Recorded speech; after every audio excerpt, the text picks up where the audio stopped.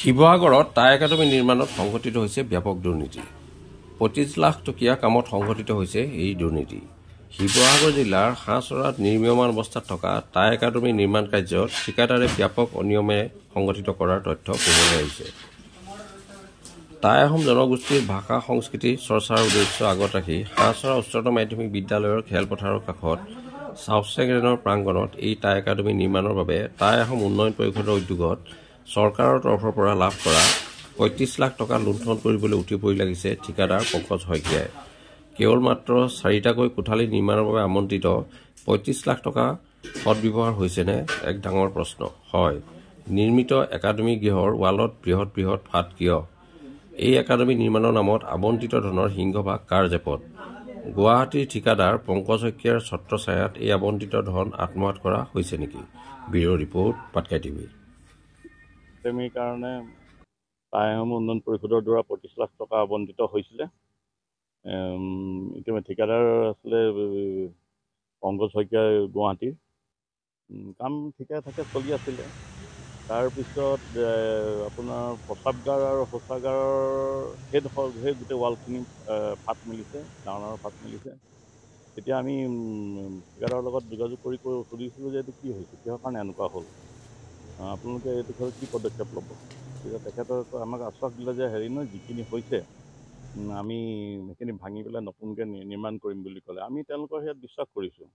তাৰপিছত এতিয়া কামটো স্থগিত আছিলে, সেইদিনা আকৌ সুধিলোঁ আপুনি কিহৰ কাৰণে কাম স্থগিত ৰাখিছে। নহয় বোলে গুৱাহাটীৰ পৰা ইঞ্জিনিয়াৰ আহিব, ইঞ্জিনিয়াৰ আহি স্পট ভেৰিফিকেশ্যন কৰিবহি, তাৰপিছতে কাম তেখেতসকলে আৰম্ভ কৰিবলৈ ক'লে আৰম্ভ কৰিম। তো ঠিক আছে, কাৰণ কি এইটো বাৰু মানুহৰ মাজত এটা বেয়া এটা মানুহে বুবু বাবা কৰিছে আৰু দেখিবলৈও বেয়া হৈছে। আৰু মই ইয়াৰ ছেক্ৰেটেৰী হয়, এতিয়া বহুতে মোকো সোধে এতিয়া যদি তেখেতে আশ্বাস দিয়াৰ কাৰণে আমি ৰৈ আছোঁ, আৰু ৰাইজেও তাকে ৰৈ আছে। ৰাইজক খং উঠিছে এতিয়া, কাৰণ 35 লাখ টকা এটা হিউজ এমাউণ্ট। গতিকে আৰু এটা কথা মই চালোঁ, ড্ৰয়িংটো চাইছিলোঁ, ড্ৰয়িঙত কিন্তু দেখিছোঁ যে আপোনাৰ বিমৰ তলত পোষ্ট নাই, মানে ছাপৰ্টিং পোষ্টটোতো থাকিব লাগে বিমৰ তলত, ছাপৰ্টিং পোষ্ট নাই। গতিকে পোষ্ট নহ'লেতো এনেই বিমটো মাটিৰ ওপৰত বিমটো দিলে নহ'ব, ওপৰত ৱাল উঠি গৈছে। গতিকে ইঞ্জিনিয়াৰ কেনেকুৱা ধৰণৰ ড্ৰয়িং বনাইছে সেইটোও আমি নাজানো। গতিকে ইঞ্জিনিয়াৰ আহক, ইঞ্জিনিয়াৰৰ লগত আমি আলোচনা কৰিম। আচলতে হ'বই নালাগে আচলতে এনেকুৱা ধৰণৰ, কাৰণ এটা পইচা এটা দিছে, চৰকাৰে দিছে, এইটো ভালদৰে গৃহ নিৰ্মাণ হ'ব লাগে। গতিকে আমি আশা কৰিছোঁ অতি শীঘ্ৰে এইটো সুব্যৱস্থা কৰিব লাগে, পুনৰ নিৰ্মাণ ভালদৰে কৰিব লাগে।